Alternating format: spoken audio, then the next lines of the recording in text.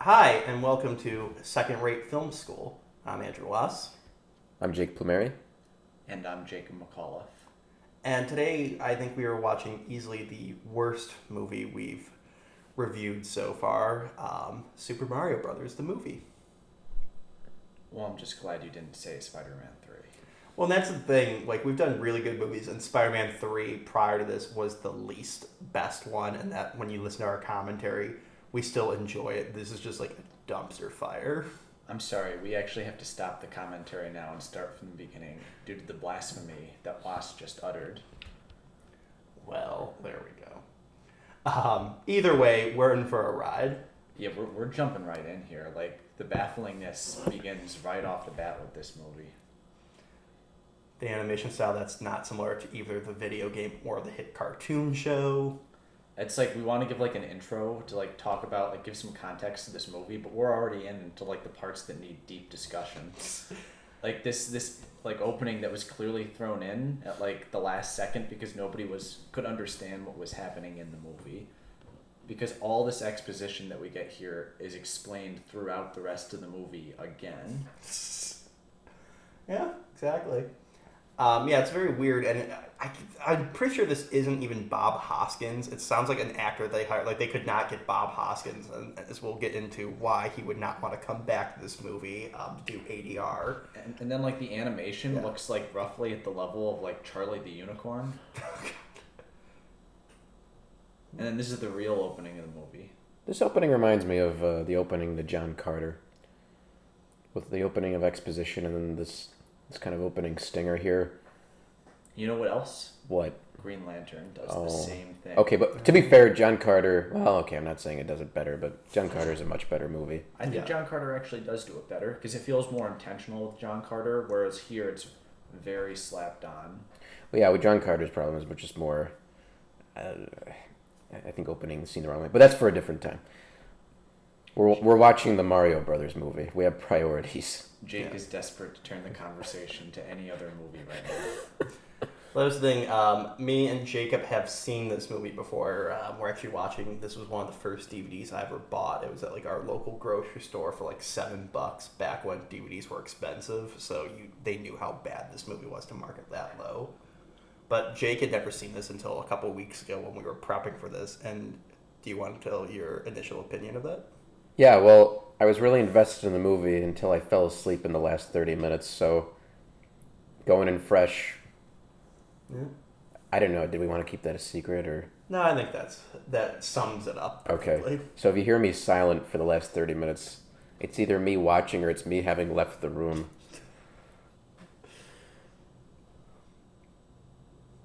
So this is actually probably a good point to start off where this is sort of an interesting opening scene where it's like this egg with the human baby, and then you sit back and you're like, but what does this have to do with Super Mario Brothers? Well, there's eggs in the game. Granted, that gives birth to Yoshi, but why not a baby too? When I think Super Mario Brothers, I think running through dark, moody, atmospheric city streets while Dennis Hopper in a dictator uniform, like, murders you. Yeah. Wait, is that the same actor who plays Daisy? Yeah, Playing the mother? Okay. It's Yeah. very weird that they do that. I mean, doesn't matter. Now, I feel like this should be the same church from the Schwarzenegger movie End of Days, like the Doomsday Cult. It really gave me End of Days vibes, the opening of this movie, with the baby being born and like the weird ritual here. So is Dennis Hopper the equivalent of Gabriel Byrne in that film? Or is just the devil up to hijinks? Dennis Hopper had not worked his career up to Gabriel Byrne levels at this point in the 90s. Brooklyn Now, aka 1993. So this came out in 93. Yeah. And Ed Solomon oh, sorry. So, I was gonna say, yeah, and this movie actually just got recently like a deluxe anniversary edition, like in a steelbook case and everything, so it's Oh, Jesus. going up. Well, Ed Solomon apparently, I guess, was credited as like the final draft writer of the script, although that can always be a little dubious when it comes to that. But he also wrote Men in Black, the Bill and Ted movies, much better movies. It kind of goes to show that these guys kind of get the short end of the stick, and they can't entirely be blamed on the quality of the film because it's just like a work for hire job, and it's not entirely set within their control. It's very much a legal precedent over who gets credit on these movies, especially with this where it was being rewritten on the set every day reportedly. Yeah, I want to say that he came out of it well because he's making money off of it from the residuals, but I don't know how much residuals he's making from this. He still said, I read in an interview that he's still proud of this movie. That Ed Solomon? Yeah, he's like, I'm not defending it as a good movie, but it's like, it's got a dedicated fan base. It's a cult status. He's like, I think we did something very interesting. Maybe not very good, but... Are you thinking of John Leguizamo? I read, like, the clip attributed to him, Solomon, but... Oh, so they both said... Because John Leguizamo said a similar thing, too. Okay. Maybe I'm misremembering. So there's, like, a secret apologist club for this movie. Interesting. Ed Solomon's a nice guy, too. I met him at the Austin Film Festival. He's a great... Yeah? No. Tell us more. No, he's a great writer. I mean, when you really see him in action as like a writer and everything, talking about story, he knows his stuff.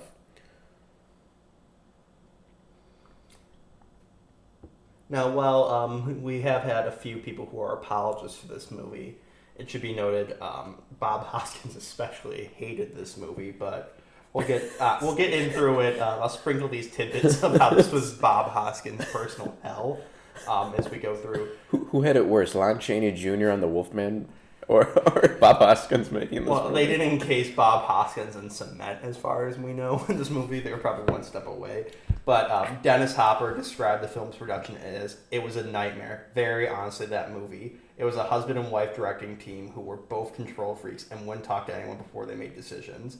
Anyway, it was supposed to go down for 5 weeks, and I was there for 17 weeks. It was so over budget.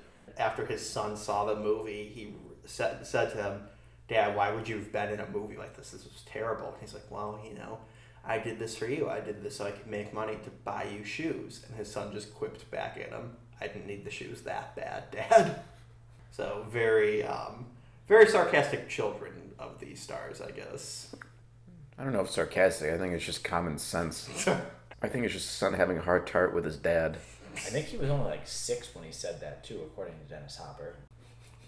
One of my favorite things I've read about this was an interview that Bob Hoskins did with The Guardian, where they were just doing a career retrospective with him. And there's one part where they ask him, what's the worst job you've ever done? And he just replied, Super Mario Bros. Then they asked, what has been your biggest disappointment? And he just replied, Super Mario Bros. And then they said, if you could edit your past, what would you change? And he said, I would not have done Super Mario Bros. And that was the extent to which it was discussed. Yeah, well, this movie tortured him.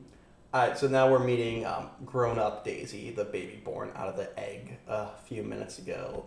And I suppose now is as good of time as any to discuss how it's very weird how it's Daisy and not Princess Peach / Toadstool, the primary princess you rescue throughout the games, because at this point she had only been in 2 games. She was in Super Mario Land and then Super Mario Golf, I believe. It was like one of the Game Boy games, and she was just in the background as Luigi's caddy. She wasn't even like a playable character. You don't rescue her or anything, so it's very interesting. We had discussed possibly because they wanted to give a love interest to Luigi instead of to Mario, but at that point she wasn't even canonically his girlfriend yet, so it's a very baffling choice. It almost feels like a mistake they might have made her. It's just a weird thing with this movie where it's almost more interesting to discuss like how it came to be versus what it actually is, because it's like you're watching this and it's like it reminds me a lot of like Blade Runner. It's like a very edgy, dark movie. It mostly takes place in like an urban setting. It's like trying to do like almost like a Batman '89 thing. Apparently the directors have cited that as like a source of inspiration, but it's based on Super Mario Brothers.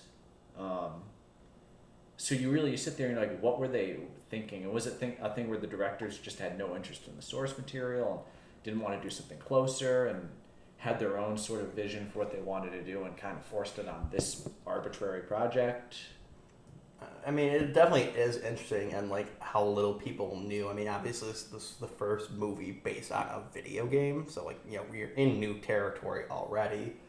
But also interesting to note is they didn't explain this very well to a lot of the cast and crew. Like, they were like partway through filming before Bob Hoskins realized this was like a video game based on a video game. He just thought he was making some weird adventure film, and I like heard supposedly he just like went home, saw his kid playing games, like, oh, what are you playing? He's like, Super Mario Bros. Like, what? They made the game already? This isn't anything like the movie. This is the worst movie tie-in game ever. Imagine, by the way, a movie tie-in game for this movie. Like, how weird that would be. Would it be like a Mario, like normal Mario game, but you're like, instead of going through the Mushroom Kingdom, you're going through like this weird dystopian like Blade Runner city or something? Yeah, potentially, and then, just nothing from the game. I mean, that is funny, jumping a little to a different movie, but they did Street Fighter based off the video game, and they did a movie, and then they did a game version of the movie, so it's like, it's a, snake eating its own tail type thing. At least with that, as far as I can tell, they didn't change too much about the game. They just changed, like, the visual, like, Mortal Kombat, like, where they just recorded actual actors. I never saw the Street Fighter movie. Was that the one that had Raul Julia in it? Yes. Gotcha. And Jean-Claude Van Damme. I've seen like the YouTube clips of Raul Julia, and I actually really like him in that movie. That's all I know about it, though. So that was like what, his last movie or one of his last. I believe he might have been dying of stomach cancer at the time. Yeah. And like, it's easy to make fun of, but actually I think it's, from what I've seen, just out of context clips, he's, he gets the material. It's very broad and over the top, and I still remember it. Yeah. Well, he did that to, like, as a tribute for his kids, because, like, at the time, he hadn't done any movies, really. Like, I guess the closest would have been the Addams Family movies, but, like, his kids were super, super young, I guess.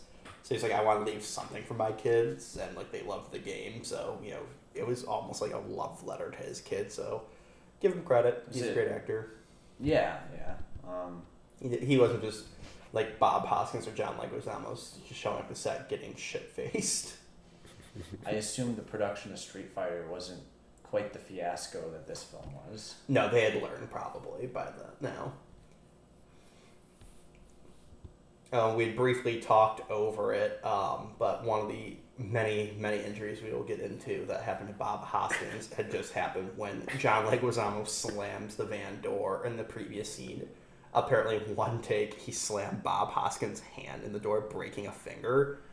So every now and then, if you look at his one hand, I don't know, it doesn't say which, you can see a cast on his hand. Oh my God. Isn't it painted over or something? Yeah, it's like a flesh-colored cast. Like, they tried, like, really... I'm going to go on and say it's the right arm, because as soon as he got out of the van, he put his arm behind his back. He looks like he's in pain. He's trying to conceal it. Didn't John Leguizamo, like, get injured? Like, did he, like, break his leg or something? I thought he got hit by a car. Yeah, that's what I heard. By one of the He got hit by a directors? car, yeah. Possibly by one of the directors, yeah. Again, I'm going to say it's the right arm, because he has it under his sleeve there.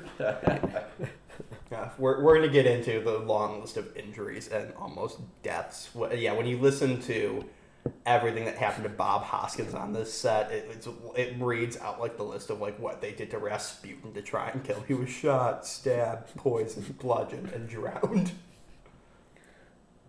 You think Bob Hoskins is really drunk in this scene? I'd like to think so. Because there's a face that he makes coming up that I like to point to. That makes me smile each time. You mean all one time you've seen it? No, smile each time that I think about it since I've seen it.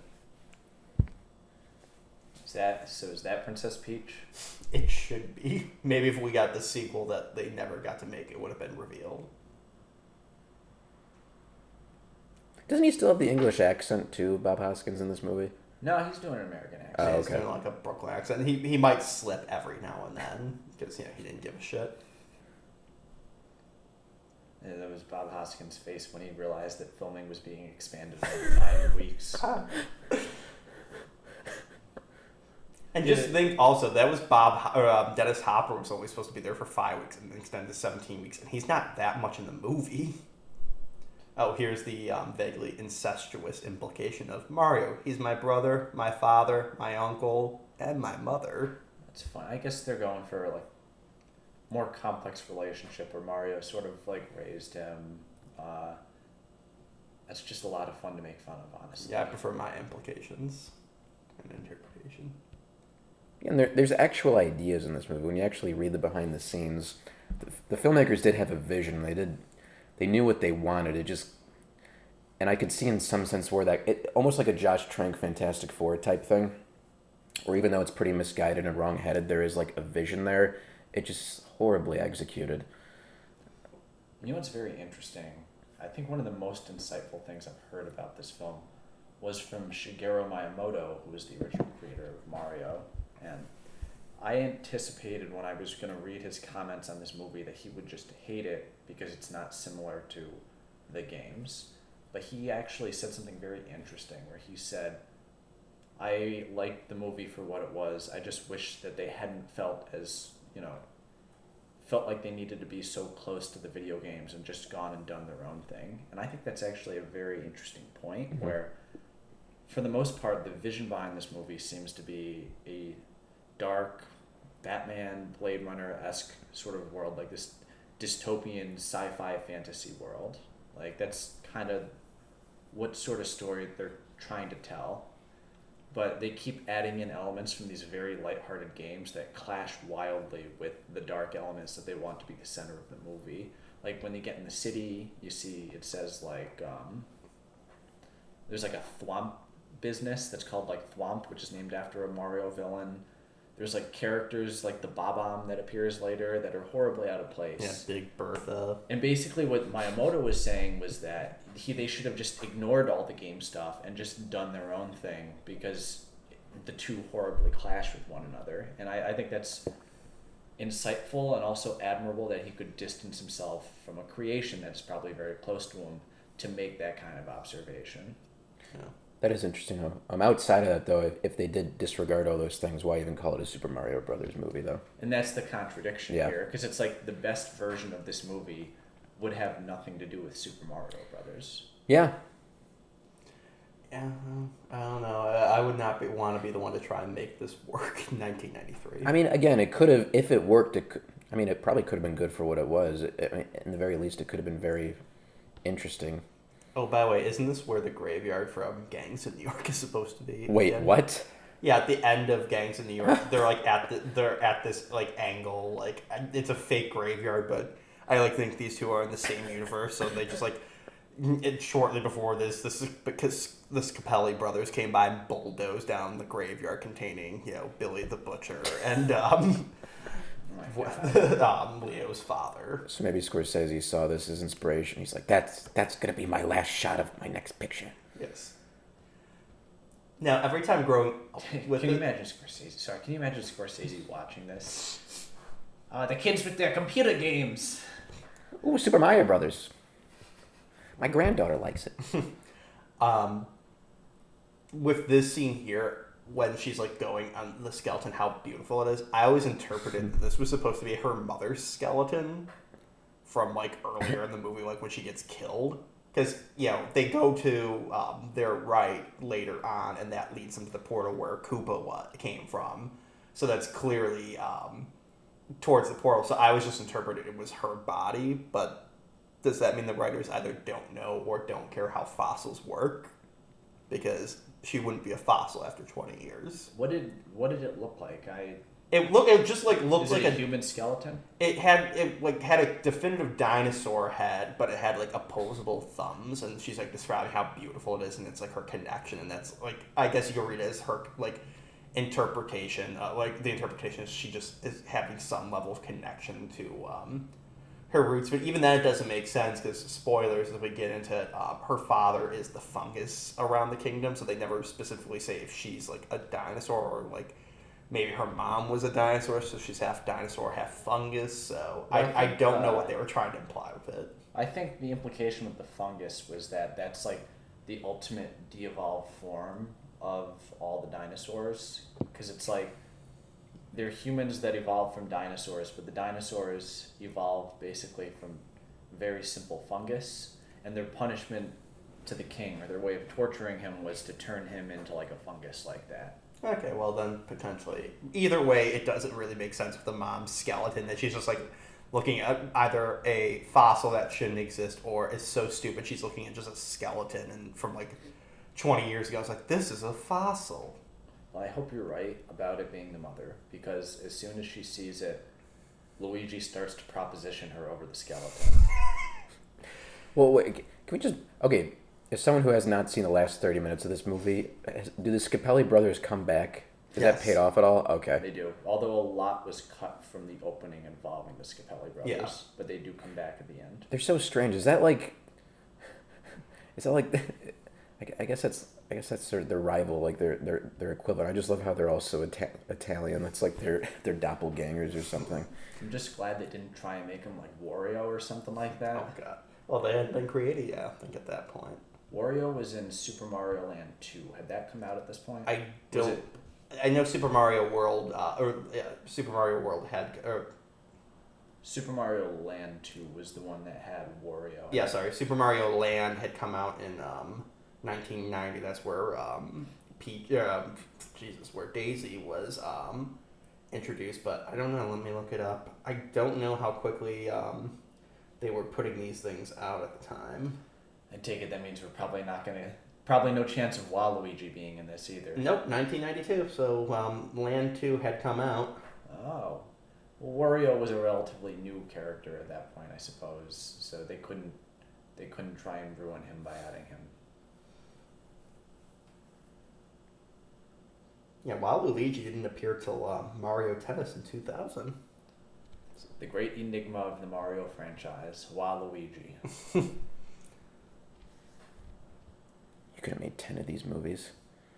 Not of this, for sure, but I mean just many Mario movies where, because it's so dense. I like how they haven't even tried. Like they weren't like, let's consider this one a fluke and try again. They're like, no, we're done. Well, they're developing one now. Apparently, they're developing like an animated Mario film. Yeah, which that could work. I mean, we all make fun of the '80s and early '90s series like Captain Lou Albano, and then they had like a Super Mario World one, a Super Mario 3 show, and like they're all just like very weird. But you could do a very interesting movie with it. In fact, Nintendo Power had a like monthly comic for I don't know how many issues it went through of like a Super Mario like overarching storyline that a lot of people love very much, and like, you know, it's been adapted numerous times. Like people made motion comics for it and all that. So it's like you could do a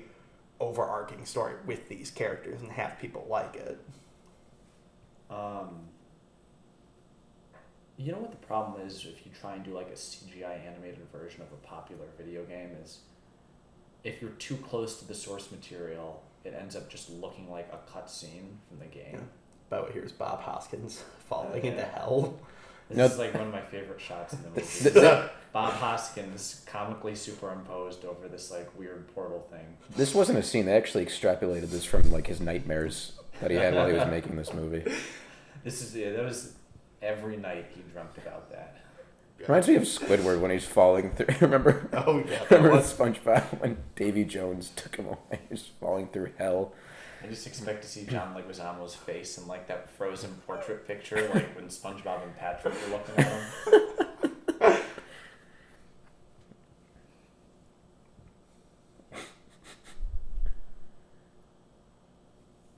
I gotta say, this is a great set, though. It is. I mean, this was the time when they actually, and I think a lot of it's owed to the first Batman movie, where they started making these huge, elaborate sets.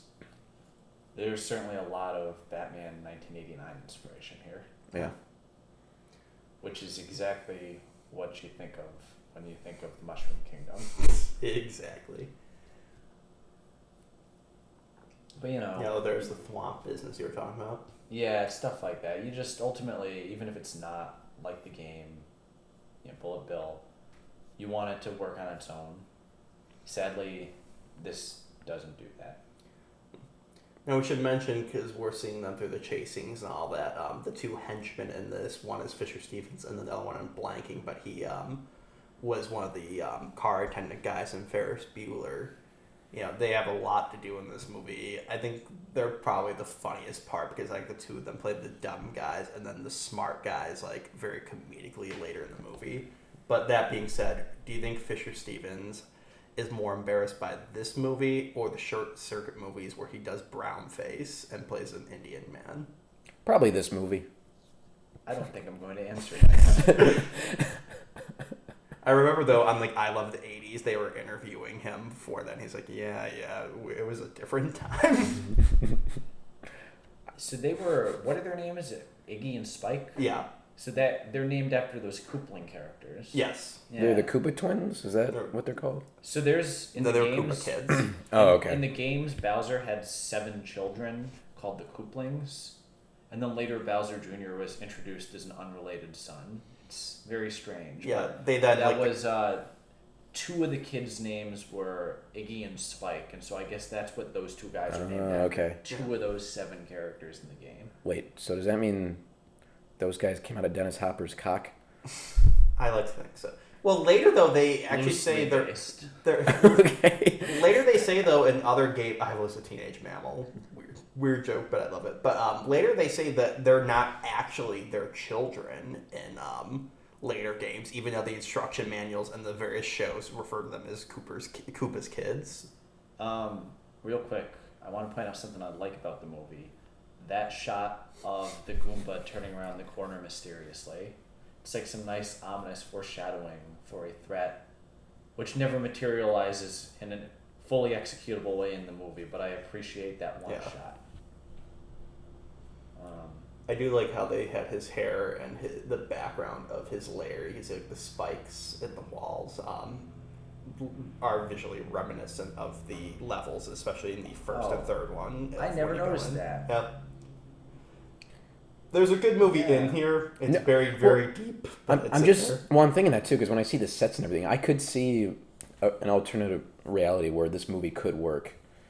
Well, again, like with what you were saying, Wasp, with like the background, like those are the blocks from the NES Mario games, but it's, again, you're hampered by trying to fit all these contradictory Mario elements into your dark dystopian sci-fi film that you're making.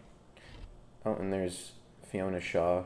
Who's she playing in this movie? No one. I don't think she's supposed to be a character. Oh, not from the games? I've never seen anyone describe her as a character from the game. I think they just wanted a smarter than these 2 like henchmen who could, I know you fell asleep by that point, but betray him later on. Oh, okay. So it's more like a plot thing then? Yeah. She's not a character that originated from any of the games, though. Okay. Yeah. Well, Fiona Shaw plays Aunt Josephine in a series of unfortunate events. She was in Harry Potter. What? Well, Jake had a massive stroke, so he will be gone forever now. You sure she wasn't a Nanny McPhee? I know she was in 3 Men and a Little Lady, the best 3 men in a movie except for the first one. Did they make 3 of those? No. They should have made 3 of them, just so we can get more Ted Danson. All right, guys, this was fun. That was our commentary track for the first 1/3 of the Super Mario Bros. Movie. Be sure to like and subscribe. I just want to say, if you ever want to lie and say you see a celebrity to trick people, say you just saw Ted Danson. That's just believable enough where everyone will fall for it. It's worked for me several times. That's great. I like this little old lady here.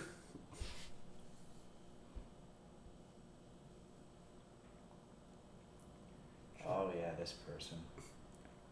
I think this is one of the funniest jokes in the movies. I love it.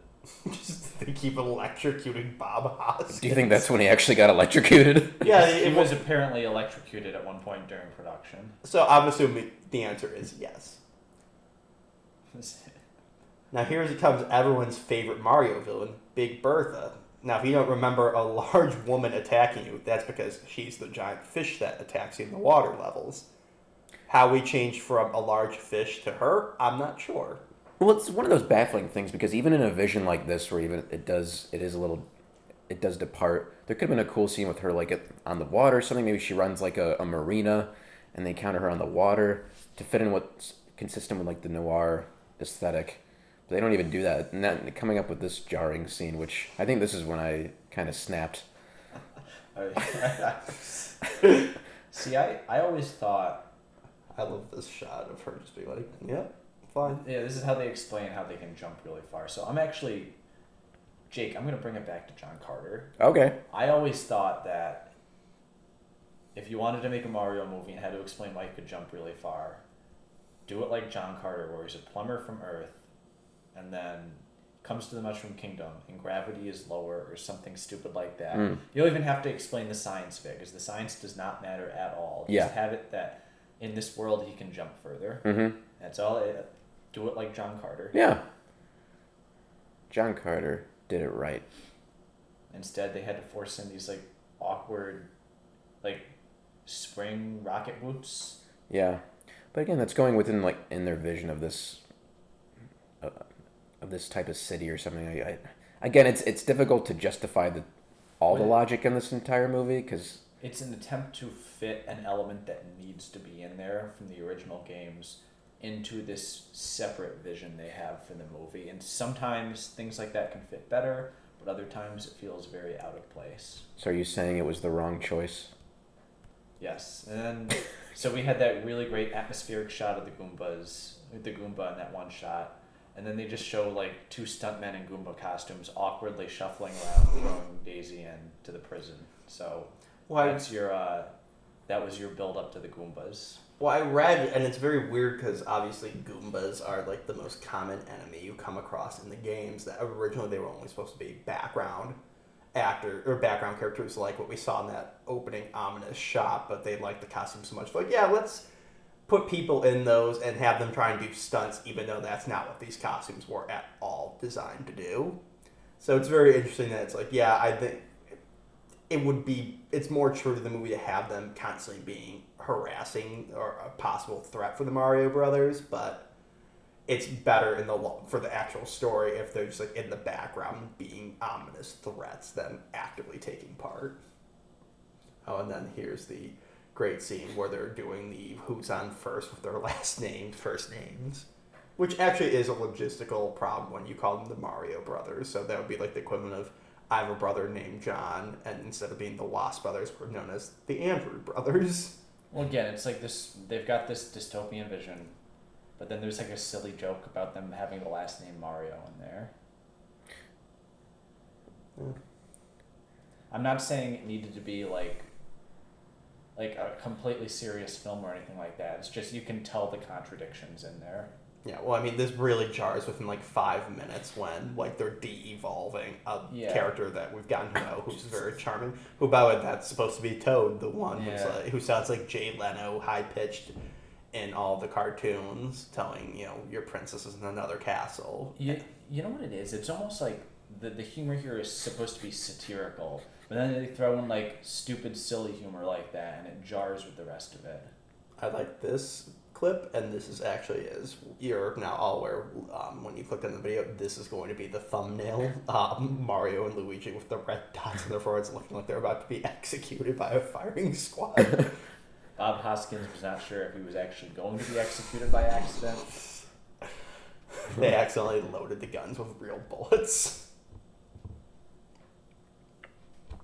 This is where the crew stayed. This is where they had to lock Bob Hoskins up in between takes to sober up. This was detox. John Leguizamo had to go in there with him to run the lines.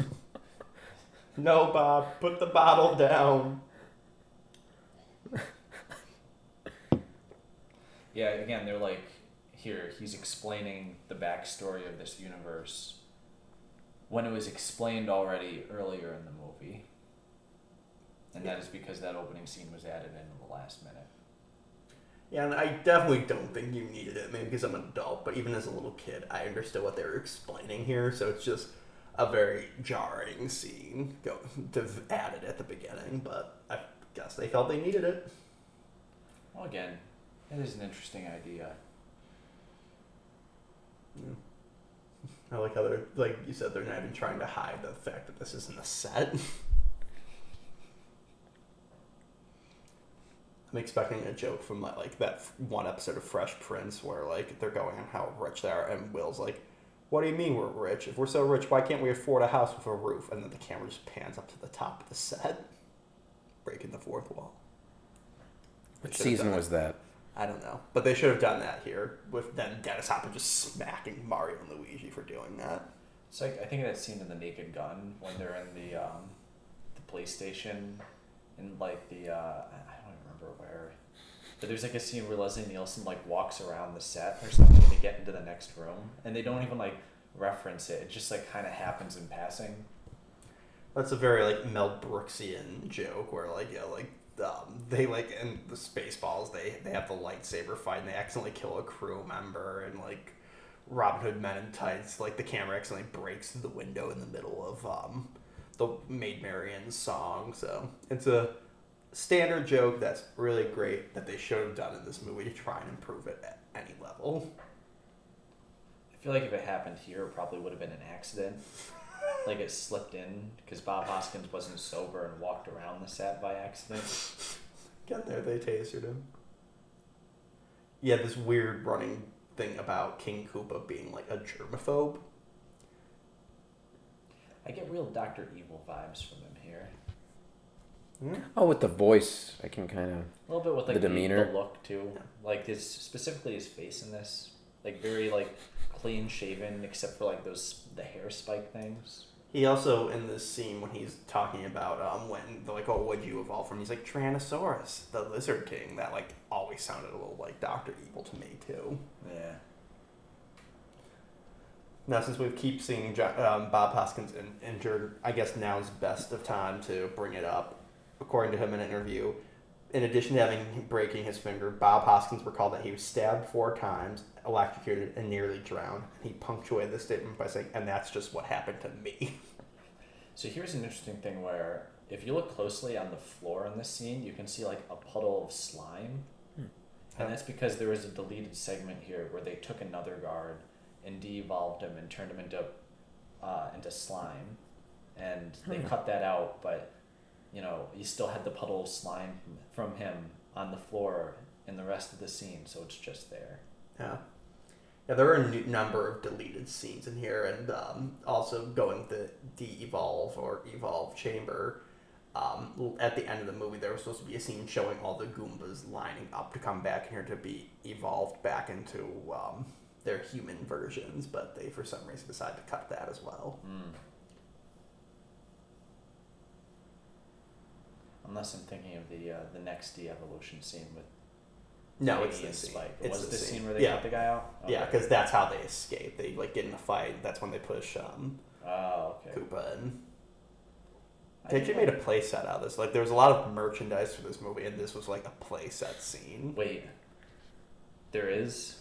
Yeah, there's like RC controlled cop cars, action figures. Like, so it's now my goal to own a bunch of toys from this movie. Yeah, I like one of those Goomba guys there. Yeah. That would be fun. Well, that's the thing, because like going back to Batman '89, they thought this was going to be huge and merchandise the hell of it. Another movie that made the same mistake was the 1990 Dick Tracy movie, and there's a shit ton of merchandise for that movie as well. Oh yeah, the kids love Dick Tracy. It's back when they all wanted to copy the success of Batman. They did it in a very superficial way that didn't quite understand the real appeal of that movie. Yeah. The only one that did it right was The Phantom with Billy Zane. Yeah. So we briefly just saw Yeah. you could.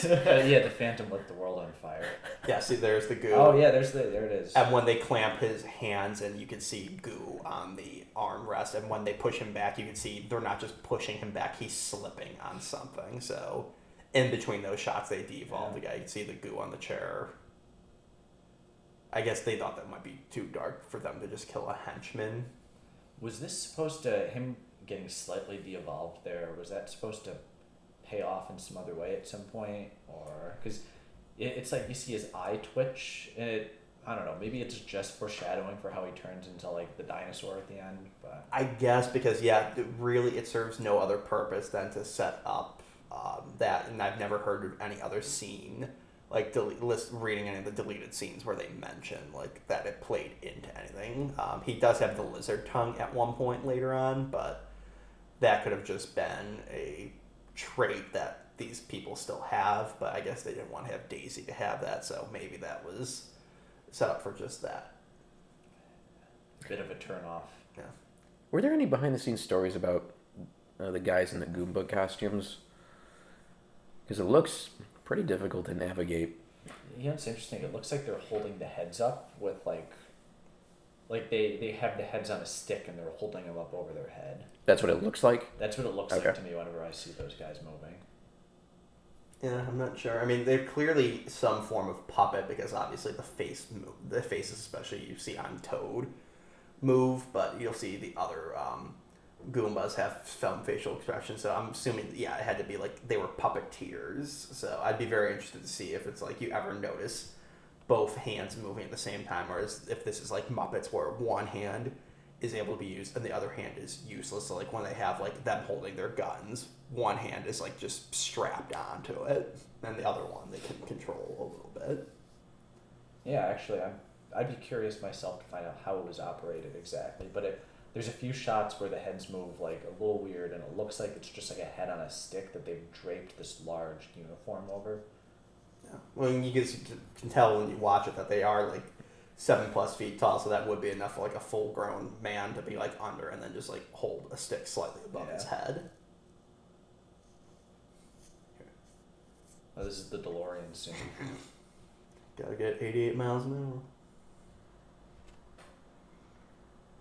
I think it was 80 miles an hour. No, 88. So You're wrong. Are the I flamethrowers think supposed to be references to fire flowers? I don't know. It sounds like it probably was supposed to be. Love that. That is kind of funny, actually. Now, since we were talking about a joke with Back to the Future with this, please answer in the comments below if you remember this, but I distinctly remember a Mario-like cartoon where Back to the Future is involved, like in cartoon, like Doc and Marty get like arrested for speeding, and then like I believe it was the Mario Brothers take the DeLorean. I've never been able to find proof of this.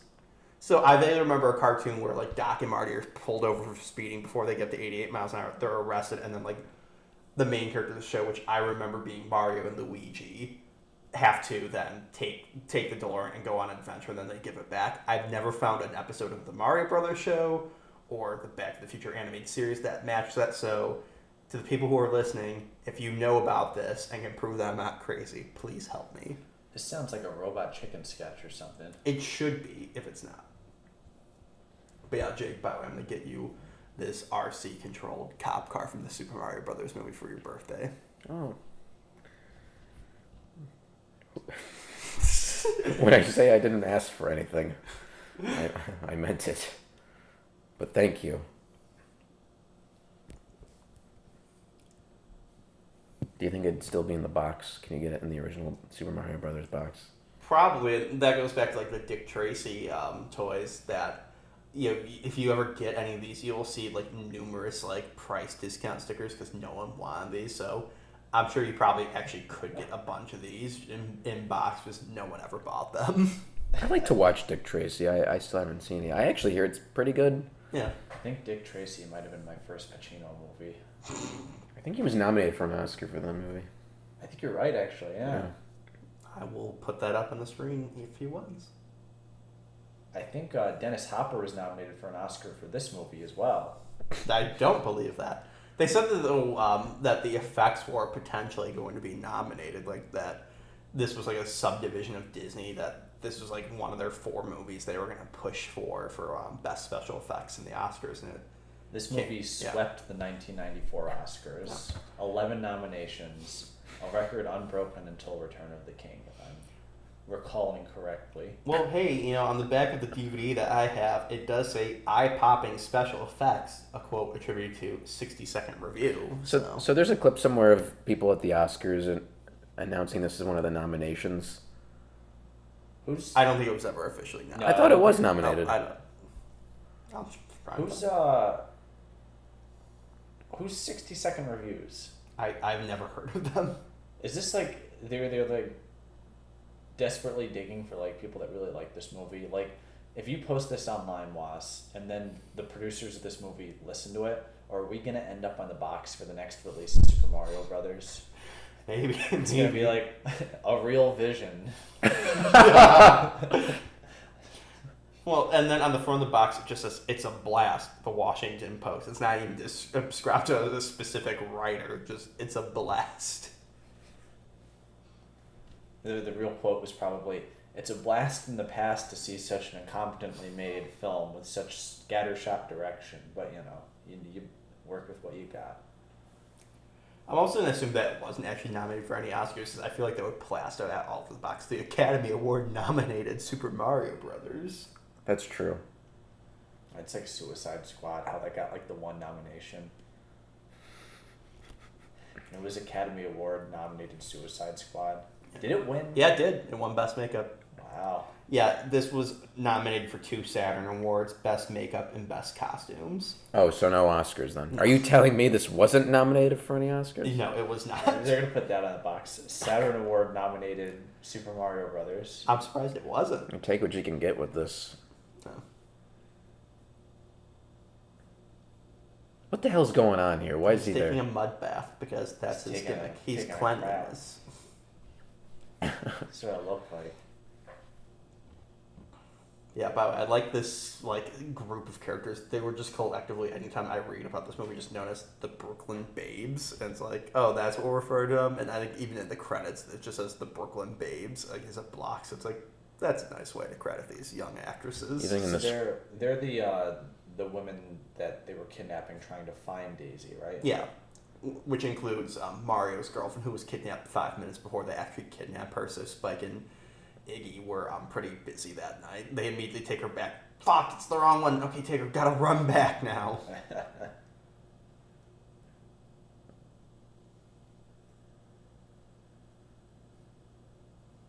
Yeah, because she has kind of a weird subplot here with her. You said You Have Your Mother's Eyes, very similar to that one film franchise she was in. Oh, yeah. It's a series of unfortunate events. I was gonna say 3 Men and a Little Lady. That little girl just looked just like Nancy Travis.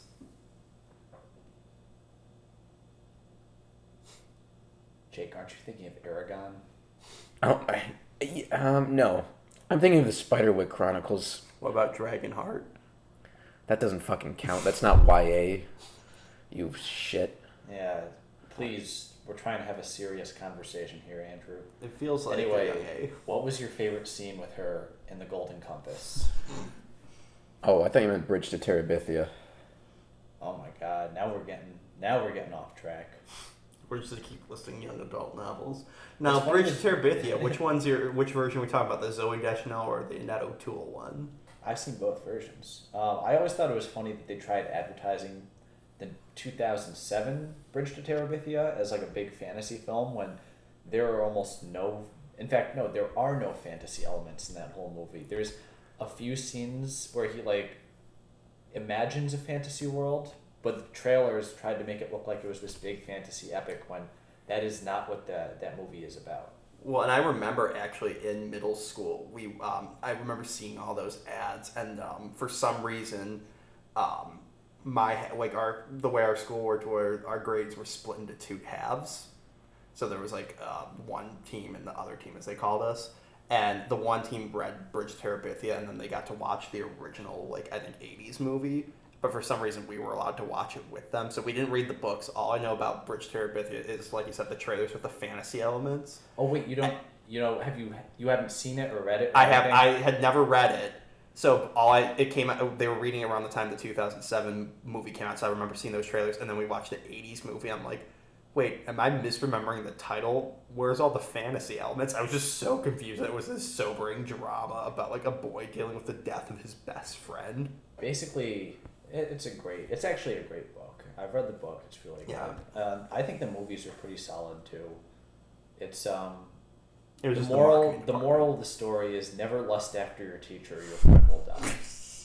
Because he does, and then he goes out to the museum with his teacher, and his friend dies afterwards. That's the real moral of that story. Yeah, No, it's a very good book. I'd like to read it. Now, anyways, back to Super Mario Bros. No. We're talking over the scene that we don't really care about, where it's just them talking. Isn't that the entire movie we don't really care about? That's basically her whole subplot. Is her being devious in relation to, Daisy and what she's got going on, and then just I think they kill her at the end. Jake, She what kills happens? herself. We'll get there. Well said. On to the next point. It looks. Oh, This by the way, looks so. I think he broke it. That's maybe the hand he broke. That's why he has it over his his hand. This looks so Canada. It's like they didn't even know they were rolling. They just had to like get to lunch or something, and the crew just left them to their own devices. John Leguizamo had to take his shirt off because it was getting so fucking hot.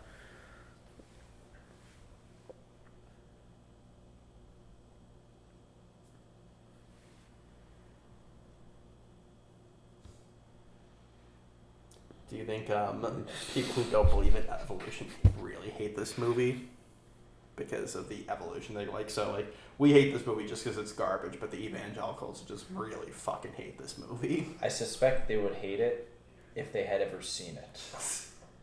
But my belief is that most of them have not seen it. Okay, there you go. Oh, here we got Yoshi. Yeah, they had this series of animatronics, and it cost them $500,000 to make these. So, as I said, when I learned that, imagine like the good that money could have done if they chose not to make this movie. Like, imagine the budget of this movie being donated to, like, cancer research or like a charity like to help like impoverished like villages in Africa. Like, imagine like what good that this money could have done instead.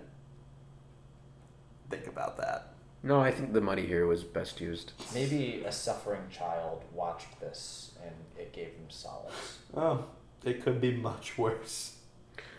Oh.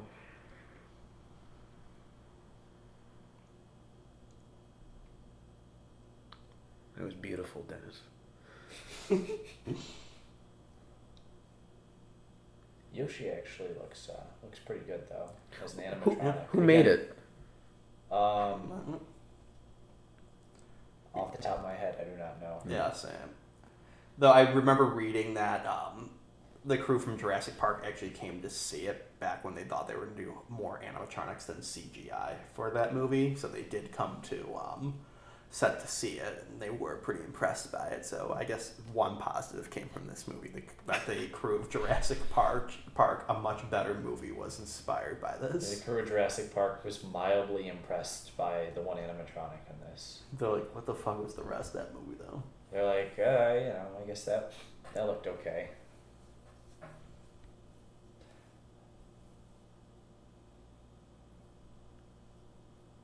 Yeah, I remember reading in the trivia that Dennis Hopper's character might be based off of Donald Trump, and I think exclusively this scene where he's being creepy towards a woman might be the inspiration. I think you could have made a very good Donald Trump. I know that's not the most complimentary thing to say about a dead man, but I mean, you could have pulled it off. I can see the vibe. That's sort of like corrupt, coked out 80s businessman here. Yeah. I think Dennis Hopper could sell that. This is the part when Luigi... Oh yeah, so he evolves a little there. I guess that was the only purpose to them de-evolving him. This is the part when Luigi just sees all this through a closet, and Dennis Hopper has to put on the breathing apparatus and demands her to call him to say "mommy."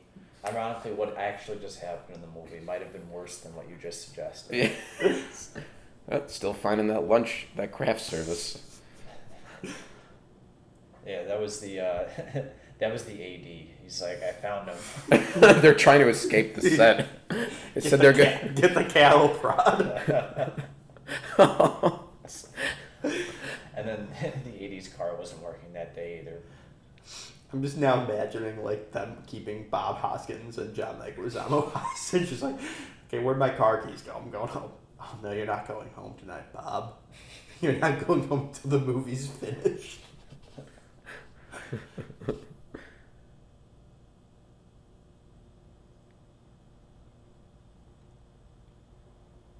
Oh, he still has his shirt off. I mean, if you looked like 90s John Leguizamo, you would probably go out without your shirt on as often as possible. Are you saying 90s John Leguizamo is not a hot piece of thing for you, Jake? He's not your hall pass? What? You know, who you can sleep with, and it's okay. Has no one heard that concept except me? No, I've heard of the concept of a hall pass. Oh. Okay, good. I took that literally. That's why I'm so confused. Yeah, when You don't remember the Ed Helms movie, Hall Pass? Vaguely. I remember. I like that. I remember it being a title. Oh yeah, we just talked over also like them saying, "Oh, the dimension portal was opened by construction on your side." Like Scapelli, like they're very angry. Like this plumber business actively knew they were going to be releasing like demons from like another portal to the nether world. It's like, no, yeah, they're shitty people, but they didn't foresee this. Accidentally stumbled upon it. Yeah. Which we're kind of getting like Doom references now being transported to hell. Oh, those were the references you were getting? Yes. What were you talking about, Jake? I'm not comfortable talking during this part of the commentary. I was talking about the first Spider-Man movie. That teaser trailer for some reason. So Jake, what are you thinking of this movie right now? You know,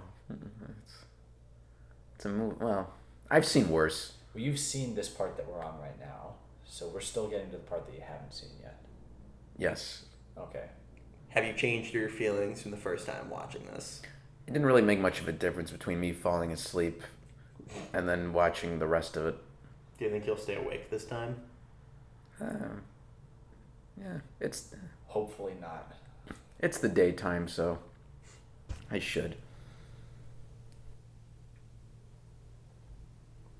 They did a lot of like construction of like sets, and like I'm sure that was a map painting we just passed by when you see like their version of like the Statue of Liberty, Twin Towers, and like Lower Dino Hatton, as they call it. I don't know if they ever officially say it in the movie, but that's what they call it.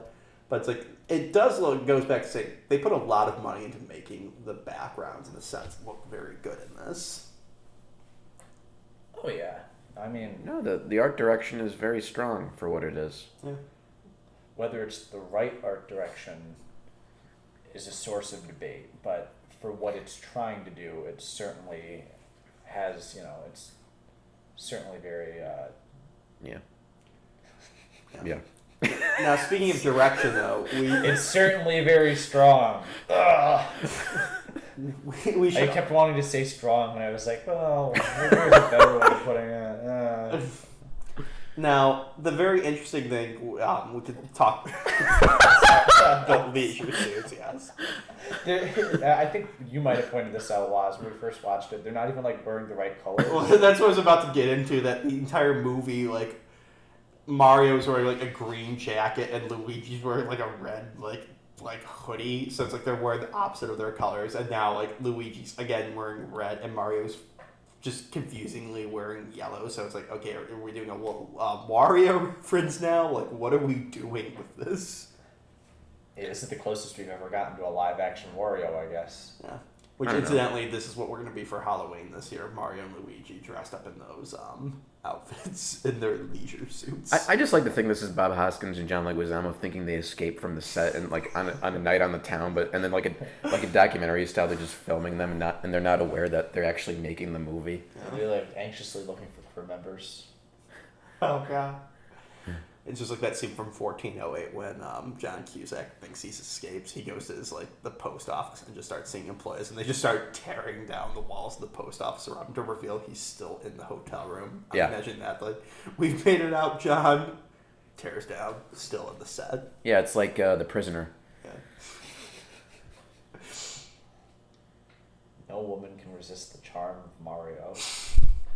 Bob Hoskins is Mario. Your Ram Dame, your can of Spain. I like how she's actually laughing. Like, that wasn't supposed to happen. She just broke down laughing at the idea of she just punched Bob Hoskins. Well, yeah, she actually punched Bob Hoskins. She actually broke his nose. That's why it went over 17 weeks, because they had to wait for his bones to heal. Well, I believe this is where he met his future wife. Dennis Hopper. No, he married this woman, Bob Hoskins. Oh, Dennis Hopper actually did meet his wife on this set. No, that was Lance Henriksen. Oh, Lance Henriksen, yeah. No, but Which these is even stranger because he's in one shot of the movie. It makes me think Lance Henriksen must be like a real player maybe or something. Like, I mean, you know, he's Pumpkinhead. What? He just like hit on like the like script supervisor or like some PA who was just like off to the side as they're setting up. Because yeah, no one else is in the shot with him either. Do you ever think it's like, I mean, I don't know. Maybe I'm just a cranky old closed-minded man, but it's a little weird that like these are like lizards, and like Mario and Luigi are just making advancements towards them. Like they have like, do they have lizard anatomy or something like that? I don't know. Oh, that'll make I need to open my mind. That'll make the eventual love scene between Luigi and Daisy very interesting. Like if they have a child, is it gonna end up like in an egg or something? Like how's that gonna work? I don't know. Well, it's like I wonder, like, do you think Daisy, like, okay, fine, she has like lizard anatomy and stuff, human anatomy. Do you think like sex ed was just very confusing for her? It's like, oh yeah, here's as you're growing up, you'll get your period. What does it mean when I lay a full egg every month? Oh, you mean your period? No, I lay a full, like, a giant, like, 2-foot diameter egg. What does that mean? Why is that not mentioned in here? Though she was raised by Catholic nuns, so maybe they didn't give her sex ed at all. That's it. Yep, okay, now Leguizamo and Hoskins still think they're in an actual club. They're like, we gotta get the fuck out of here. They do say that this movie had, like, some of the most amounts of ADR that, like, the studio had ever seen. So Hoskins had to go back to the studio many months later when he thought he had this behind him. Bob Hoskins and relive strangled by the microphone cord. Because he was just slurring his speech. By the way, I like the fact that they're using the song "Walk the Dinosaur" over this scene. Oh god. Oh yeah, this is also in Theodore Rex. Oh god. No, I'm joking. I don't fucking know. I'm sure it probably is, though. That seems very on brand for that. George Clinton do music in this? I know Alan Silvestri did the Yeah. No, like actual song by George Clinton. Oh, I don't know. Oh, I just saw that one woman with a leather lizard tail. Yeah, it's very weird how they do, like, different levels of people being involved. Like, at the very beginning, when they're showing the establishing shots, you see, like, a woman with, like, she almost looks like a 7 of 9 from, like, Star Trek, like, with, like, makeup on her face and then pushing a baby carriage with an egg in it, and then everyone else looks normal, and then, yeah, there's one person up the tail. They're very inconsistent with how evolved people are. Uh-huh. I can appreciate the differentiation in the art style of the characters, though. But that's it's like not some variety. It's not enough though. It's like 1 or 2 extras at a time versus it should have been like a larger portion of the population. Maybe like that would be the equivalent of like races in our world. Like you break down like blank percent white, blank percent African American, yada yada yada. That blank percent completely just like regular people with no makeup. Blank percent would have then been partially dinosaurs with tails and makeup like that versus 1 or 2 sprinkled in. I get you. Lizard Lounge. Yeah, that's got to be like a fire flower thing with the rockets or whatever, the flamethrowers. Yeah. Because it isn't even just shooting out a stream of fire, it is shooting out like almost like a ball. It looks like actual fire. Bob Hoskins had to jump over them. All right, Bob, you ready? What? Alright, we're lighting the blowtorch. What? So he's in like he's like in a polyester suit, so like if that caught fire, it would just burn immediately up.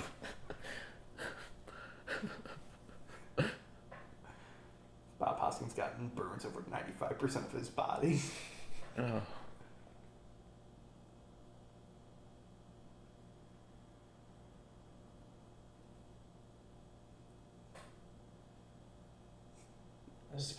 This is a cool design. Yeah. Yeah, it looks like a nest. I do have to say it's very weird though, because obviously they left his throne in here. They've left the king's throne in here. That this is where he would sit if he wasn't devolved. So it's like, what, the fucking king just sat in a stark white room with like a couple computer monitors. Like, what fucking kind of court is this? Why is he talking to the asshole? Well, that's the head. That kind of looked a little like a skull to me just there. Like you see like a little bit of the teeth. I don't know if that was intentional or I'm reading too much into this. That's possible. I think that's possible. Oh no, are they in there? Ah! And that was real garbage, so, like, they're laying hypodermic needles. They dumped him in the back of this garbage truck. He doesn't look dirty enough. That's another story about the extra who one of the directors thought didn't look dirty enough, and they went over with their coffee and just sprayed it on him and accidentally like burned the extra. Like, make him look dirtier. Like, here, pour some Scalding coffee on hot him. coffee. Oh, by the way, I hope you laughed at that joke about him ordering a pizza, because that becomes a running joke for some reason for the rest of the movie. Let's talk about the directors here. Rocky Morton and Annabelle Jankel. Yeah. Who never directed anything else after this, except Annabelle Jankel directed something like a year ago, Yeah, 2 years ago. Yeah, directed a movie, and it was her first one since Super Mario Bros. I think that was like a lesbian romance or something like that. It was. But they created Max Headroom, Yeah. and you know, when I think of Max Headroom, I think of Super Mario Brothers and the Mushroom Kingdom. That's actually one of my favorite quotes from behind the scenes when the producer was looking for directors and everything was falling through. I'm paraphrasing, but he said something like, I was going through all these things and all these directors, but then I thought about Max Headroom.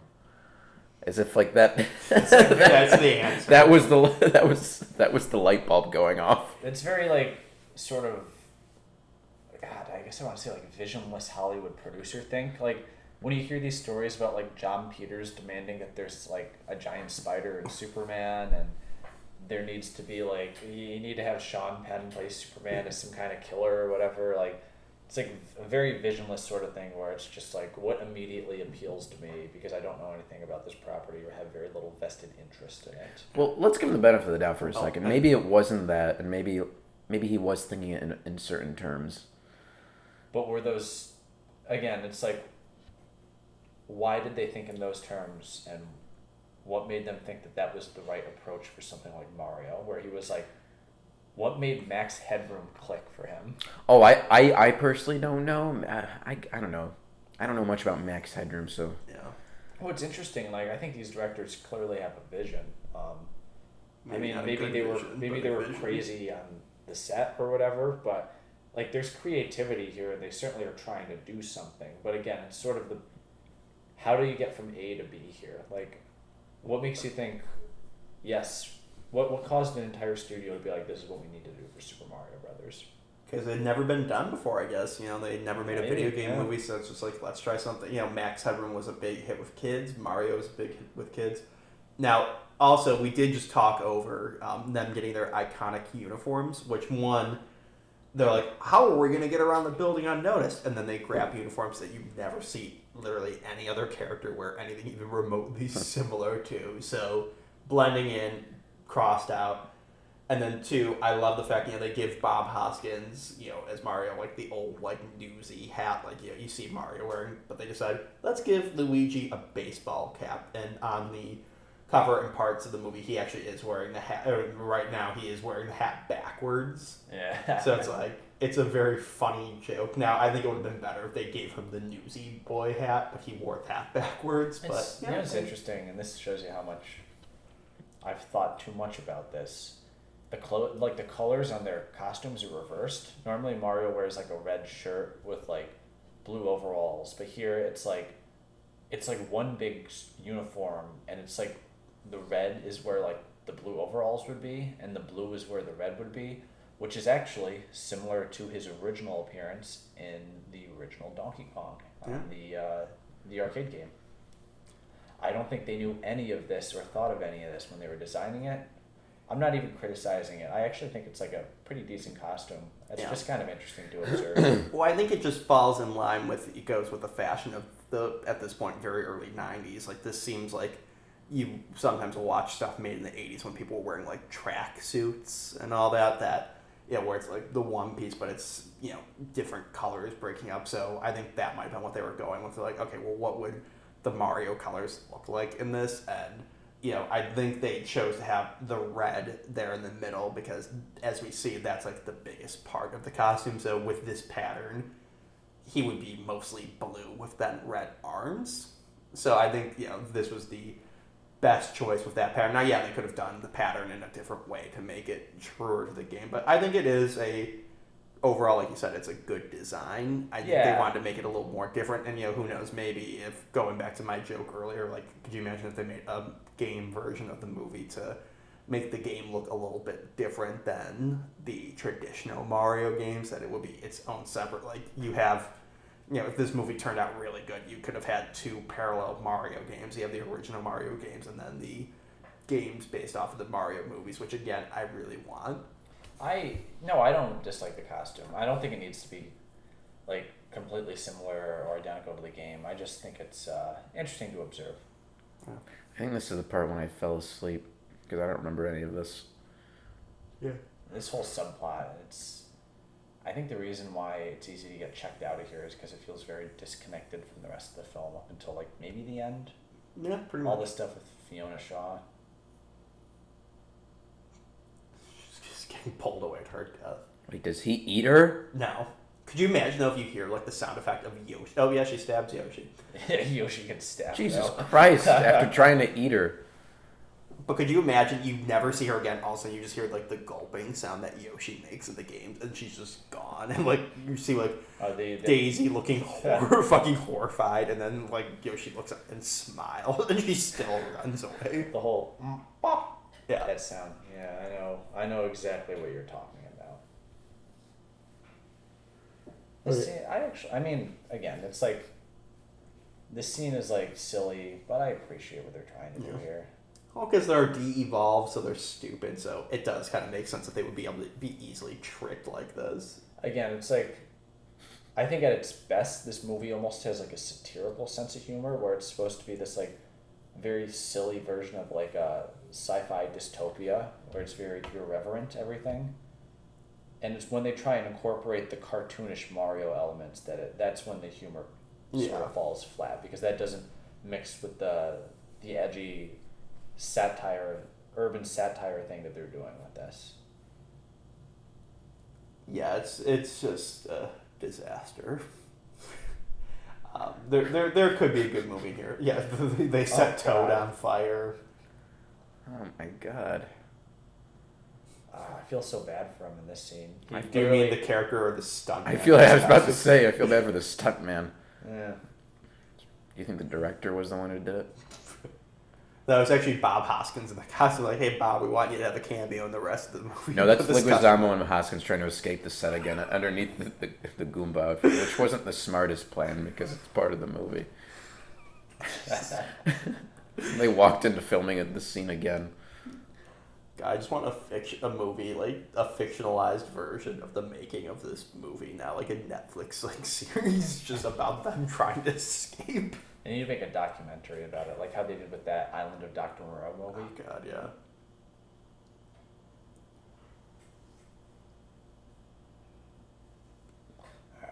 Yeah. This... Now, I always wondered, because this part of the movie is very confusing, because, now, as you've seen, they've been evolved into being smart.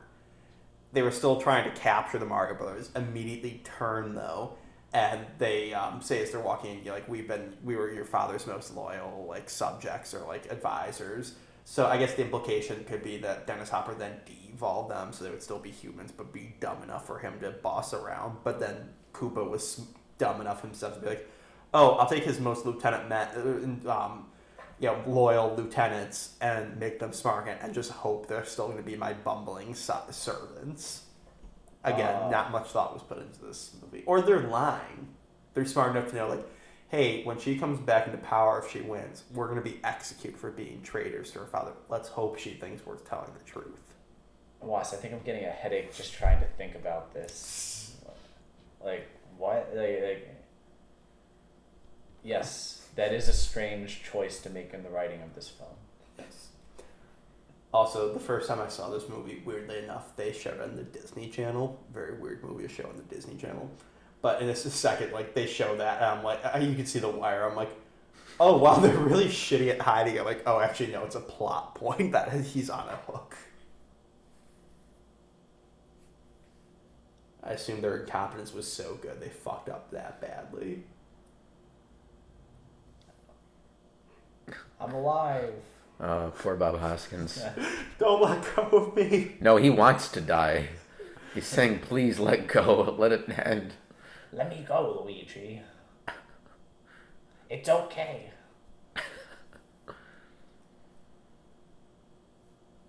Yeah, I didn't know they were fans of Devo. Uh, Oh, I'm sorry they didn't have him in the movie then. Maybe they couldn't afford him.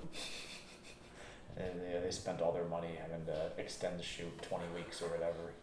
Well, let's say if you read half the the trivia on IMDb, just is like constant cameos and different actors they want. Like they wanted Tom Hanks, I think, as like Luigi, which I could not imagine that at all. I thought they considered him for Mario. Okay, maybe I misread, but like they wanted like Bruce Willis as they're climbing through the air ducts, to run into Bruce Willis climbing through the air ducts is like a reference to Die Hard. You know what's weird? That joke was in the Lego Movie too. What, they run across John McClane? Yeah, that's a joke in the Lego Movie too. So, if I was Rocky Morton and Annabelle Jankel, and I guess Ed Solomon, I would be very angry with the creators of the Lego Movie 2, which clearly stole their cut joke. What was the budget to this movie? Probably a lot. I mean, Dennis Hopper and and Bob Hoskins, they're, I guess, the height of their careers. Like that couldn't have been cheap to get them. I don't know if Dennis Hopper was at the height of his career at this point. He had done. He was on after this. He started getting better, but I don't think he was at his height. But I think Bob Hoskins actually was.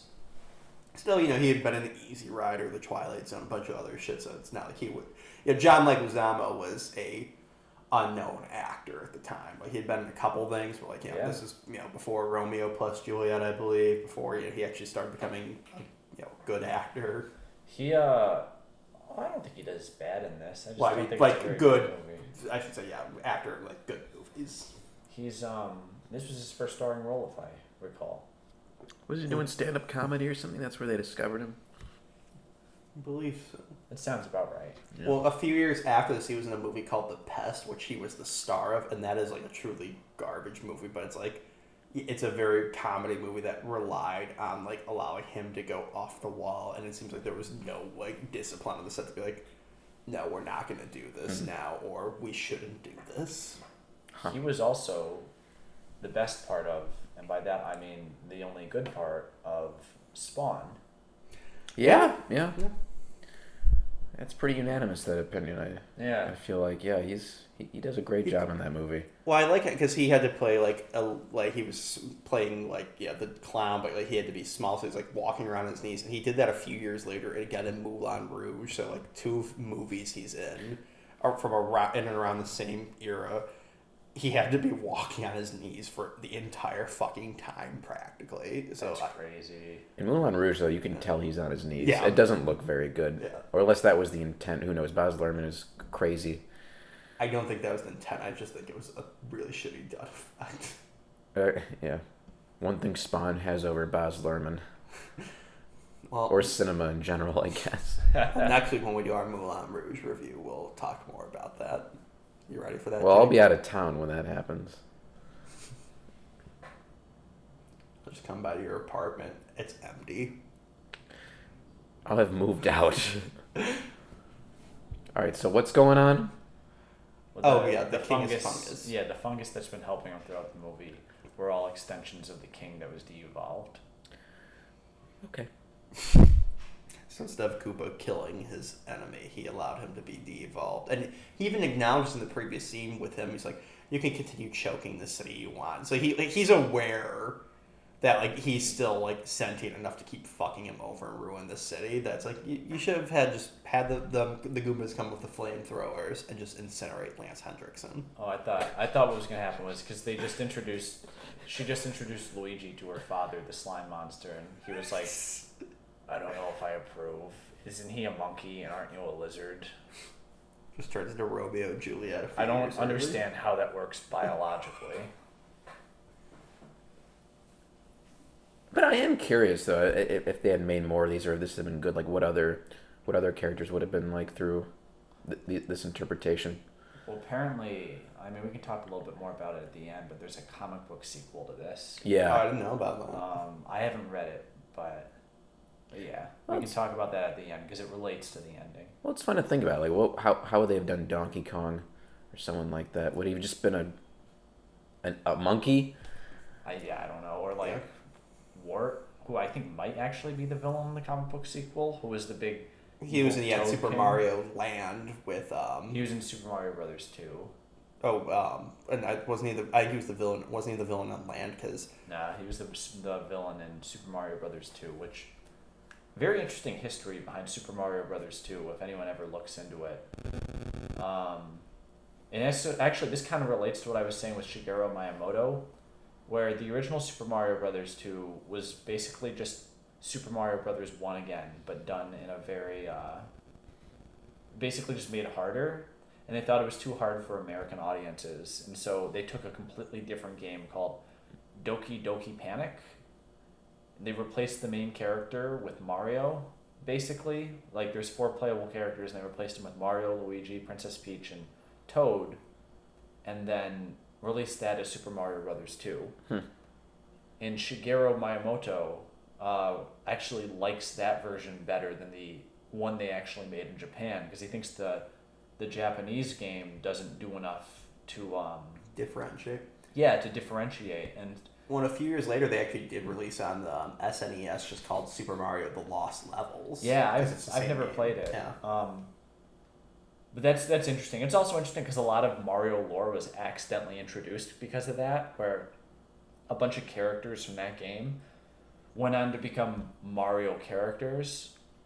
Yeah. Just like by accident, because they appeared in that. Like Bob-omb was from Doki Doki Panic. Yeah, and the Shy Guys. And the Shy Guys, but because Super Mario Bros. 2 was Doki Doki Panic, those are now Mario characters, and they're now better known as Mario characters than anything from like Doki Doki Panic. Well, yeah, that was also like the one that established Luigi is taller than Mario, can jump higher, because like in the original Mario Bros. Games, it's just literally the same game sprite for both of them, just but like a color swap on them. There was no difference.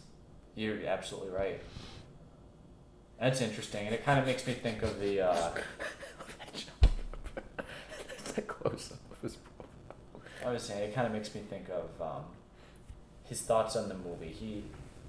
He doesn't hold it like a sacred cow, like what these games have to be, at least in these particular cases he didn't. He was willing to let them grow into something else.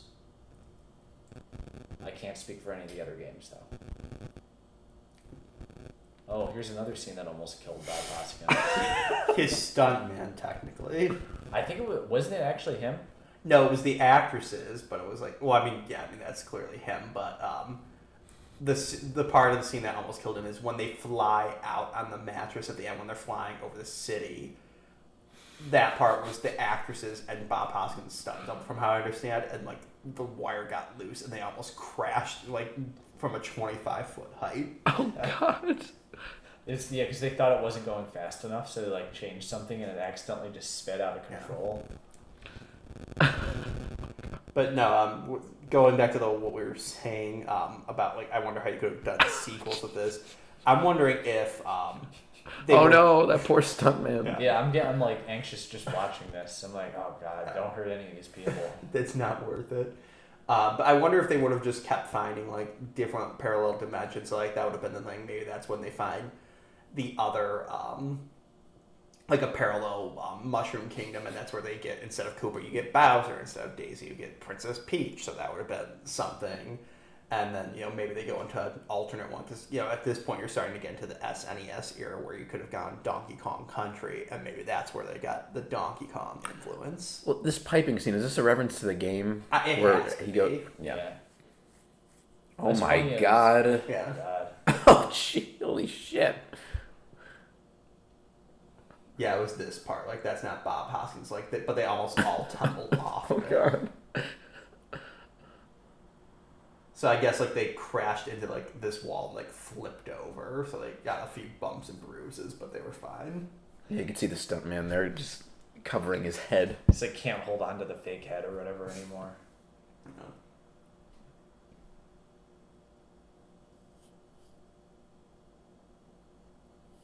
Oh, the pizza joke again. Yeah, I don't know what they're going for with the pizza joke. Yeah. And again, I just don't get the whole like him being like a germaphobe, like he's holding the walkie-talkie with like a tissue again. It's like it's a very weird thing. That's maybe like a quirk or something, or could it just be a stipulation by Dennis Hopper or something? Yeah. I wanted to be a germaphobe. Reminds me of like almost like a Nicolas Cage quirk when he added like Johnny Blaze drinking the jelly beans or something. Just like something to try and add a little extra dimension to the character. Yeah. I can appreciate that. I just don't understand a lot with the character here, I guess. How it relates to the character of Bowser. Yes. Jeez. I kind of like this, but they should have gone a little bit more in this. That this is vaguely, it seems to me at least, a reference from the flying clown balloon or whatever you want to call it, from helicopter thing that Bowser is in at the end of Super Mario World and is now seen in a lot of games. Where it's like a clown face, like flying thing that he's floating in. I remember that, the car, yeah. Yeah, I always assumed that was this, and it should have been like Happy Clown Construction Company and had it painted on, or like, or if not completely on, like maybe like they could have had like you see like someone spray painted a smiley face on it, like, and that'd be their vague reference to That's it. how they vaguely fit that thing from the game into this completely different vision for the character. Yeah. Good thing she's standing right there. So what's the significance of this necklace? Well, as they explain, it's the only piece of the Oh my god. it's the only piece of the meteor that somehow broke when it smashed into Earth, and if you put them together, it'll merge the worlds. Okay. Now, when he says, why don't you just go through the portal, they just say, oh, that wasn't opened up till recently. Doesn't explain why they don't go through now. All right. Well, yeah, it's very vague. I never understood that myself, but I think the explanation they try and give is that, you can go through the portal like one at a time, but if you combine the meteorites, then the worlds will literally combine into one world. Yeah, but like, what purpose is that? Yeah, it's like, It makes no sense, because like, what purpose does it serve to have the worlds merge? Because they fucking hate it here. That's what they're saying. We're leaving. We're merging the worlds. Like, it's clear they want to be on Earth, so it's like, yeah, why don't they all just go over? But I don't know. It's stupid. It may be another rewrite, or competent directors could have made it explain why they need to merge it like that. Just death for the sake of death. But this is when Bob Hoskins almost died, because he almost got ran over. You're not breaking my leg like John. He got like Wasawa, you're not going to get me. This is when he tries to jump off the set to his death. Like, he'd rather die than be taken alive. It's like The Fugitive. And this is where Fiona Shaw's thing finally pays off. I don't know if we could count it as paying off, but sure, why not? And pay off with air quotes. Yeah. I like how they say, go to the other side, warn everyone. She just kind of does what Dennis Hopper is already going to do. No. We are getting one of my favorite lines in the movie in just a moment. Dennis Hopper's gravelly, serious intonation. Ba-bomb. Ba-bomb. There's a ba-bomb on the bus.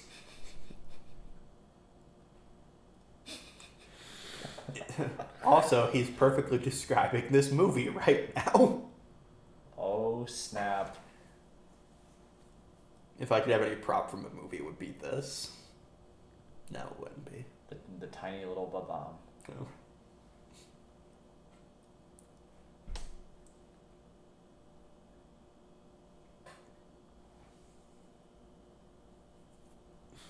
I really just read these subtitles in Dr. Evil's voice. Yeah. Messed up again, mammal. Also, I'm having flashbacks to, I almost said Jurassic Park, to Jumanji, like when Rob Williams drops the dice and like it falls through like the wreckage of the house and like and it ends on like the dice throw he needs. But that was actually great. Yeah. I take it, basically what you're saying is Jumanji ripped all this off. Yes. I'll get ready for it, Jake. We're also going to have to ask at the end what Jake thinks of the final part of the movie now. Oh yeah, we're on the part officially that you haven't seen. Oh, no, I was asleep. Whoa, I was asleep during this whole thing. Yikes indeed. You know, Luigi makes a quip as a woman got incinerated in front of them. She's clearly not comfortable with the joke. I don't think we should have a second date, Luigi. He's very helpful right now, but I don't know how I feel about him morally. Also, remember, at this point, they've known each other for literally just 24 hours, because it's daylight again, and I don't think multiple days have taken place here. Wait, literally 24 hours is an actual time? I believe so. They never give any implication that they've been away from New York for over a day. Now, when they're about to merge over, it's broad daylight again. So they met broad daylight the day they go on their date. So they've known each other for 24 hours. So it's been a hell of a 24 hours. Oh, okay. So they've known each other for 24 hours, not literally 24 hours. Yeah. Okay, thank you. That's much more clear. That makes more sense. Yeah. Huh. Mr. Bowser, I don't feel so good. Yeah, Jake, this movie ends with Mario dying. It's very bold. They were already setting up for Mario Endgame. Got that Alan Silvestri music. Oh, God. Could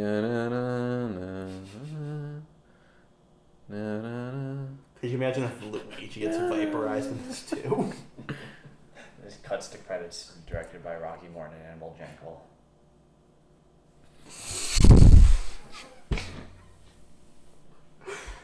You're right, the acting in this scene is pretty bad, Jake. That is laugh-worthy.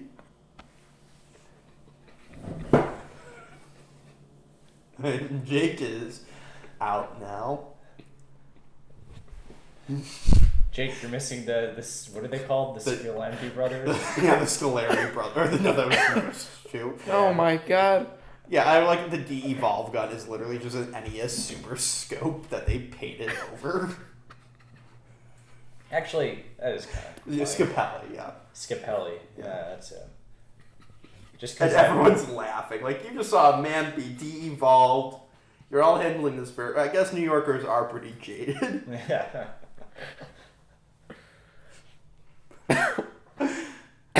Also, I like how the worlds merge. You have, I think, 2 buildings merged over, and then, a half a dozen people, and then that's their version of merging over.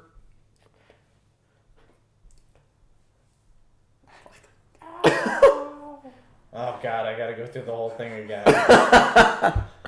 And then everyone's like, what the fuck just happened? Oh, and by the way, to answer your question, no, they don't fix him. He stays a monkey in the rest of this. Oh, okay. Yes, that's the payoff. Maybe that's the setup in the next one that the monkey's pissed off and he becomes Donkey Kong. Oh snap! Like they retcon. I was just going to ask wrote it. actually.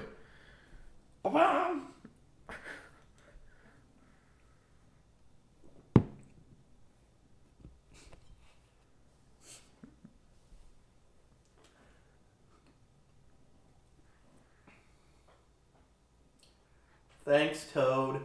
He's like, can you evolve me back so I'm a human again? Nope. Yeah, they never do they? Yeah, that was a deleted scene. Oh, there was one. Where Yeah, they fixed them? when they show everyone dancing in a minute, when they kill Koopa, you see everyone dancing, and there was supposed to be a shot of everyone like all the Goombas going towards the evolution chamber, but for some reason they decided to cut it out. Okay, yeah, for some reason I didn't realize that. I mean, it makes sense that it should have been in the movie. Though I read apparently for the initial Italian cut, they cut the last 5 minutes out of the movie, so it just ended with the Goombas dancing. From the way that I know the timeline of the movie, I guess that implies Koopa doesn't even get defeated. It just shows them dancing again, and then that's how it ended in Italy. See, I felt like the third act happened a half hour ago. It felt very much like going into the third act type thing. And we're only an hour and 30 minutes into the movie. Oh. We should have been 80 minutes. Been the So here's a weird thing where, for the most part, I think the effects in this movie are actually very good. Until now, Yeah. not this. It's when he emerges from the bucket. Oh, by the way, great product placement with you'll see Reebok on the bottom of the Bob-omb's feet. Oh God. So Reebok exists in this world too. Well, Walk the Dinosaur exists in this world. What the hell are we implying that 80s musicians were transferring over and all that? well, it's like in the This first part here. Yeah. in the first Batman movie, Batman wore Nike boots. Oh wow. Yep. Get ready for the hand puppet. Yeah, it's a very obvious hand puppet.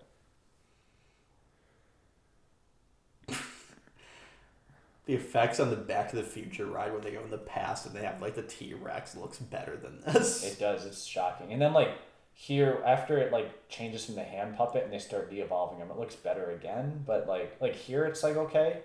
Yeah. It's when he's like the hand puppet. It's shocking how bad it looks. Yeah. Yeah, like this is okay. Like, why didn't it look like that the entire time? For the other 5 seconds.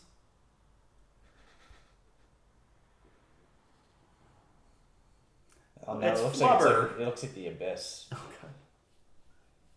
You mentioned a good movie. I mentioned a very mediocre movie. That's these commentaries in a nutshell. I haven't seen Flubber in years. That'll be the next commentary. It's on Disney Plus. Oh wow. That's an old favorite of mine. Yeah. I saw that in theaters. I had a bunch of merchandise in that movie. I think I was the only person that had it. Remember the McDonald's toys? Vaguely, I have like 1 or 2, I think. Wait, Andrew, who was in that movie again? Robin Williams, Christopher McDonald. I'm sorry, can you say the main? What was he? What was the main star's name? Robin Williams. Robin Williams. That name sounds familiar. Was he in anything else?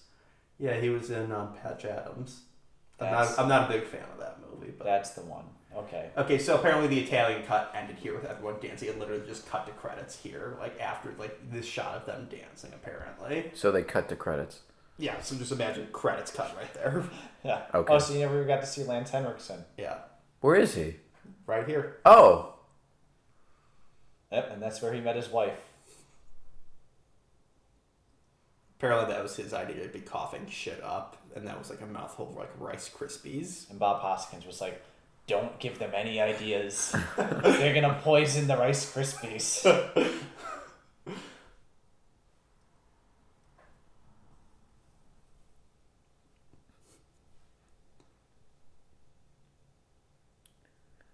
Yeah. Now the rock wall is solid. She needs her like rock thing from Atlantis: The Lost Empire. Remember that movie? There's Fiona Shaw Yeah. still there. Yeah. She's etched in the wall now. I thought Atlantis: The Lost Empire was pretty good, but it's been years since I've seen it. I've never seen it. Yeah, it's been It's so really long. good. But yeah, if you remember that, that's like the thing. They have like the rock like around their neck, and it's very similar to this. So I guess they also ripped off Super Mario Bros. The movie. Yeah, it's like the magical MacGuffin. Yeah. Well, I think we should start talking about if you want to talk about the comic book sequel to wrap it up. Oh, I was gonna wait till the last scene for that when it ties in. Oh, okay. Okay. Yeah, All right, we'll wait. we need to talk about Yeah, he's something. yeah. Talking he's- about this romance. Yeah, he's so sad to leave the woman he met literally 24 hours ago that he's only spent maybe 5 hours with total. See, Bob Hoskins does not approve of that relationship either. Look at that face. He's like, he's mine. I'm his father, his brother, his uncle, his mother, and his lover. Luigi, you're getting with a lizard. Oh. Bye, Yoshi.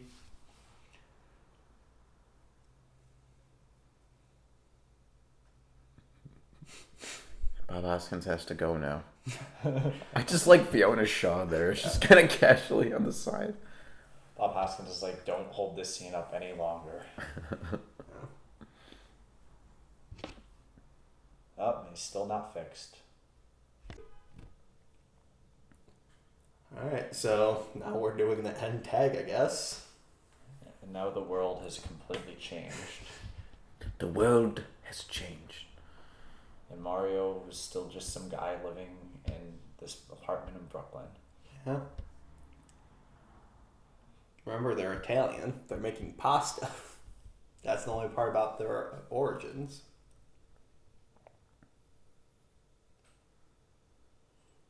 They're on the miraculous world.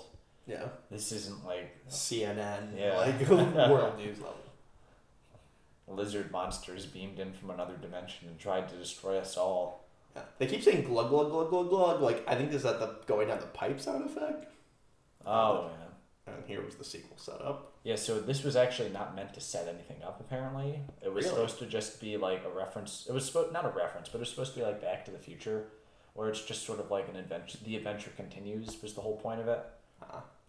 Even though by this point both sequels to Back to the Future had come out. Yeah, well, like when the original Back to the Future came out, it wasn't meant to be like Yeah. an actual cliffhanger. It was just like, oh, the adventure will continue, and that's what the point was here. But then they ended up making like there was actually a comic book sequel to this that was made with collaboration from one of the original writers, and I haven't read it. I heard it goes into Wart from Super Mario Bros. 2 as the villain, but Interesting. So, Jake, what did you think of the ending of the movie now that you've actually seen it? Well, it was Albeit on mute. Well, it was everything I expected it to be. How we say Japanese Businessman 1 and 2, which hasn't come up yet. Oh, Dan Castellaneta was the narrator. that was Dan. Yeah, Who? Dan Castellaneta, the Homer voice- Simpson. Oh. Did not know. But it said Japanese Businessman 1 and 2, which is very confusing at this point in the movie because you haven't seen them yet. You know, it's like that's like Oh, how- Jacob, look. oh my God, Luis D'Esposito. Wow. Just think, no matter what you do, there's a chance your career may not actually be destroyed. I think maybe his career he kind of got out of this one the best, I would say. Yeah. Really. So, well, there you go. Afterman. But yeah, Japanese Businessman 1 and 2 refers to like a mid-credit scene that's about to like come up where these Japanese businessmen are offering to unseen characters saying, we want to make a video game based on your adventures. And then the camera just pans over and it's Spike and Iggy instead of the Mario Brothers. And then that was the final joke they wanted to go out on. This is strange because it's actually not funny in any capacity. No, it's not. So, all right. Well, I guess we thank you for joining us on this adventure. We will have a much better movie next time, but hey, here's a taste in the future. We might be doing really shitty movies. I mean, this is interesting to dissect, though. Yeah, no, it's Like we'll like find something interesting from every movie we watch, regardless. Watching it, your mileage may vary, Yeah.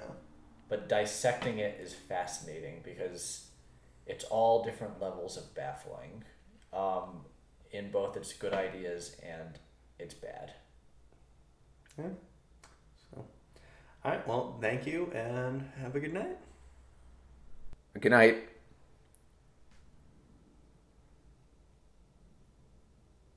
No, you wouldn't have gotten